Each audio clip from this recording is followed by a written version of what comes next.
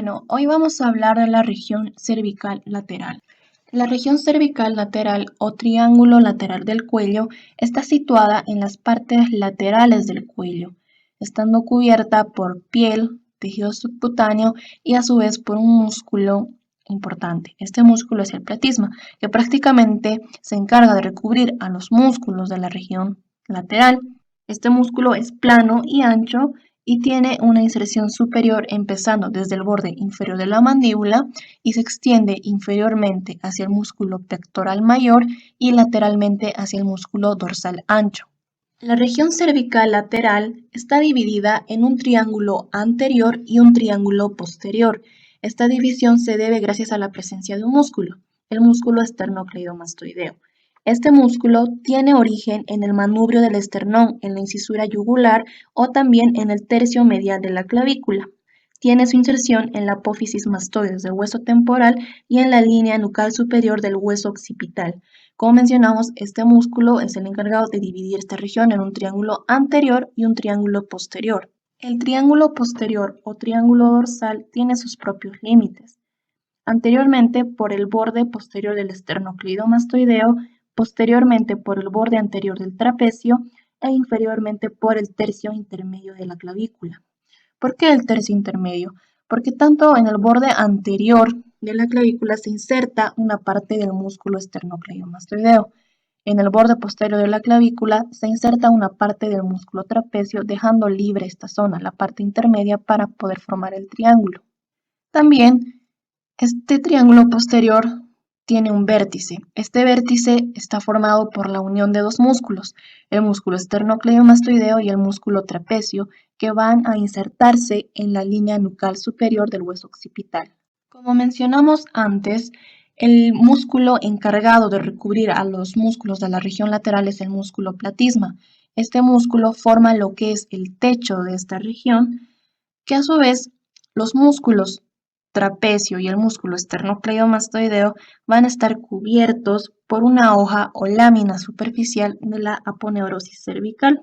Luego podemos mencionar al piso de este triángulo posterior. El piso va a estar conformado por 4 músculos, yendo profundamente a superficialmente.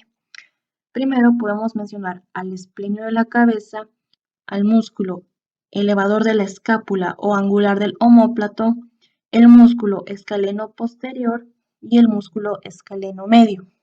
Estos 4 músculos van a estar cubiertos por una lámina, la lámina prevertebral.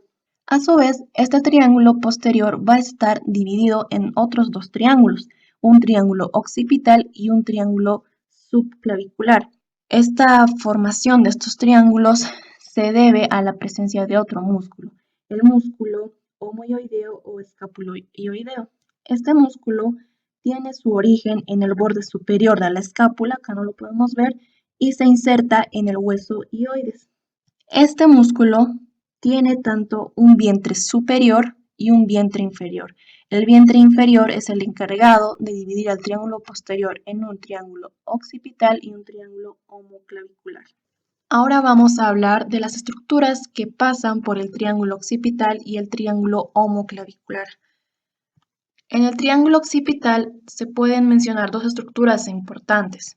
En esta podemos decir que se encuentra la arteria occipital que está en el vértice del triángulo posterior y también podemos mencionar al nervio accesorio u onceavo par craneal. La arteria occipital es rama de la arteria carótida externa, siendo así que irriga la porción de la región occipital del cuero cabelludo, los músculos de esta región y el nervio accesorio del cual vamos a hablar más adelante. En cuanto al triángulo homoclavicular, las estructuras que pasan por esta región son la vena yugular externa, acá lo podemos ver, la vena subclavia y la vena supraescapular, que pasan superficiales con respecto a esta zona. También podemos mencionar a la arteria supraescapular y a la arteria subclavia, que van a pasar profundas con respecto a las venas. Ahora vamos a hablar de la irrigación arterial y el drenaje venoso de la región cervical lateral. Las arterias de la región lateral Su irrigación principalmente va a estar dada por ramas del tronco tirocervical. Este tronco es una rama de la arteria subclavia, que a su vez este tronco tirocervical da a las siguientes ramas: una arteria supraescapular y una arteria cervical transversa.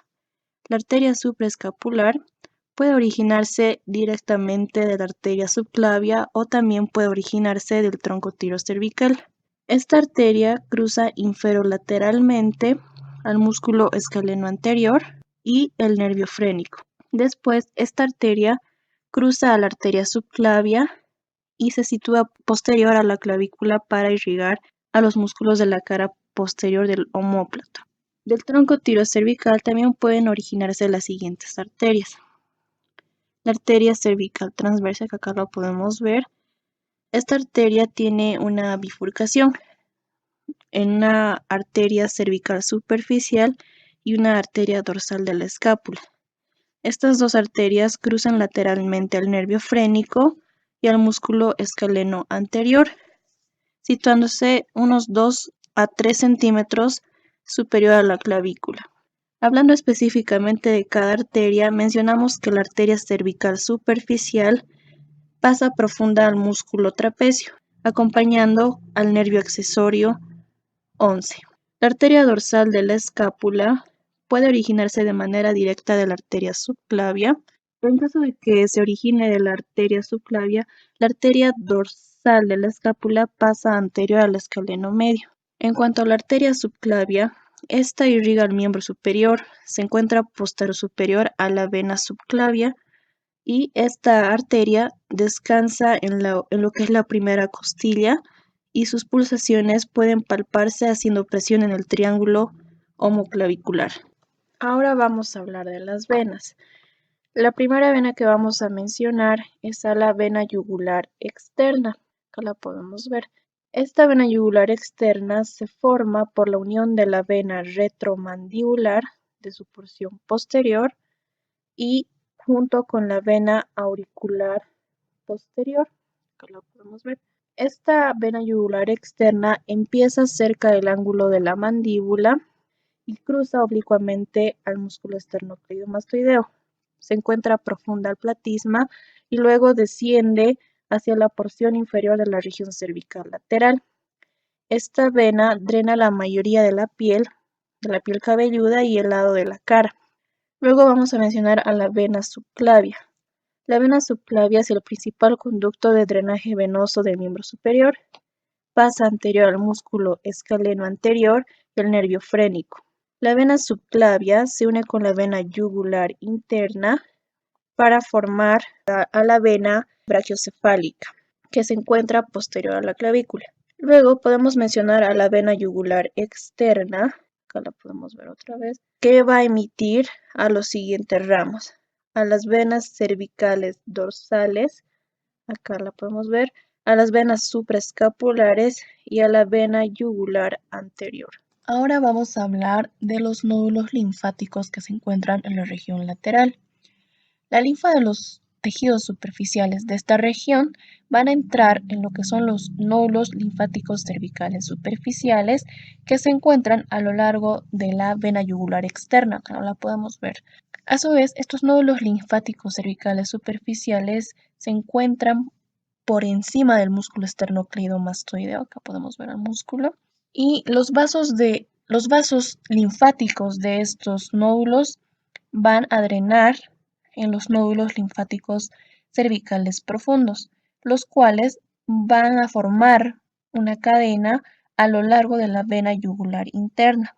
Bien, continuando con el tema, hablaremos de los nervios de la región cervical lateral.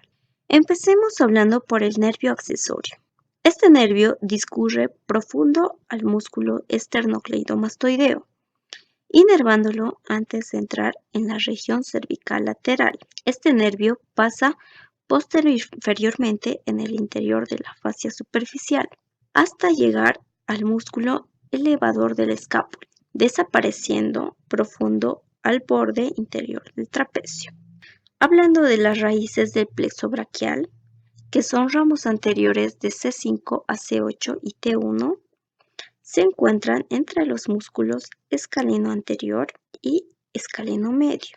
Estos ramos se unen para formar los tres troncos del plexo braquial, que descienden inferolateralmente por la región cervical lateral y luego pasan entre la primera costilla, la clavícula y el borde superior de la escápula para entrar en la axila e inervar la mayor parte del miembro superior.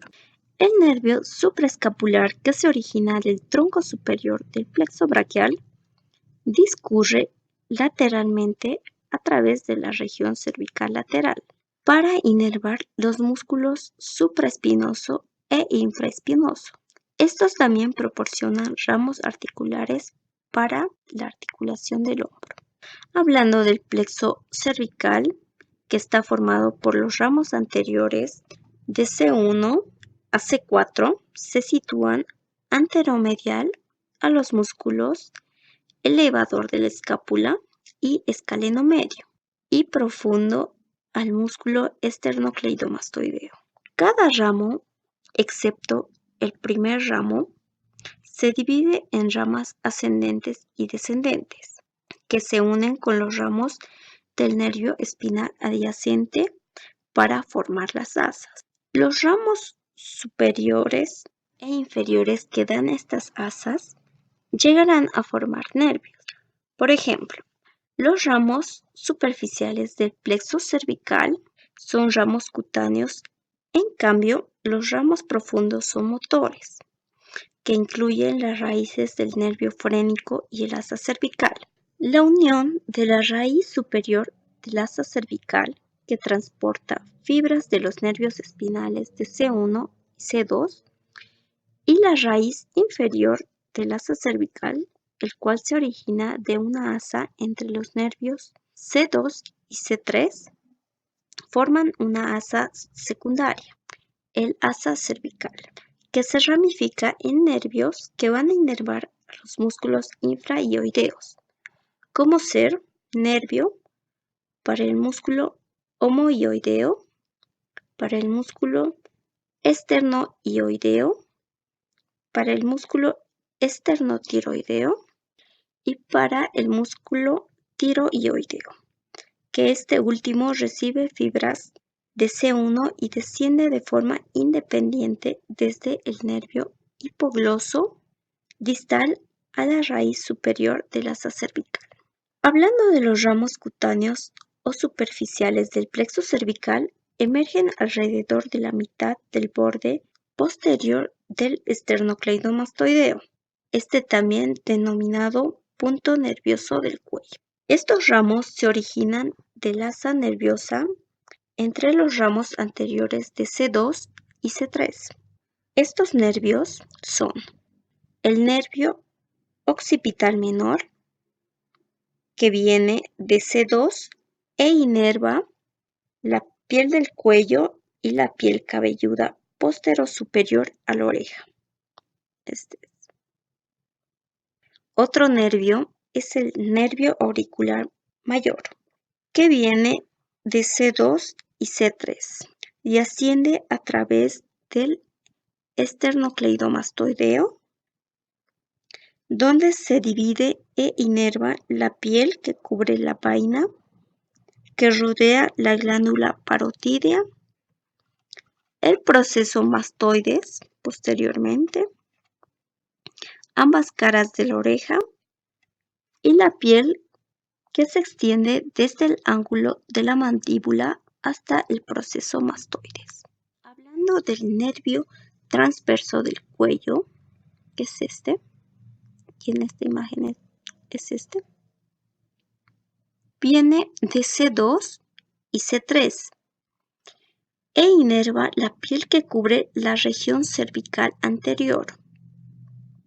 Este nervio se curva alrededor del borde posterior del músculo esternocleidomastoideo, pasando anterior y horizontalmente y también profundo a la vena yugular externa y al platismo, donde se divide en ramos superiores e inferiores. Otros son los nervios supraclaviculares, que se originan del asa formada por los ramos anteriores de C3 y C4. Estos emergen como un único tronco, como aquí se ve, debajo del esternocleidomastoideo, enviando ramos a la piel del cuello e inervando también la piel que cubre el hombro. Ramos motores profundos del plexo cervical, como ya comentamos antes. Aparte del asa cervical y los nervios frénicos que se originan de las asas del plexo, incluyen también ramos que se originan de las raíces que inervan el músculo romboides, el serrato anterior y los músculos prevertebrales próximos, que acá no se logra apreciar. Ahora hablaremos de los nervios frénicos, que son estos. Estos se originan de C3 a C5, pero principalmente de C4. Estos nervios contienen fibras nerviosas, motoras, sensitivas y simpáticas. Cada uno se forma de la porción superior del borde lateral del músculo escaleno anterior. El nervio frénico en el cuello recibe fibras comunicantes variables de los ganglios simpáticos cervicales o de sus ramos. Este nervio frénico desciende oblicuamente con la vena yugular interna, cruzando el escaleno anterior.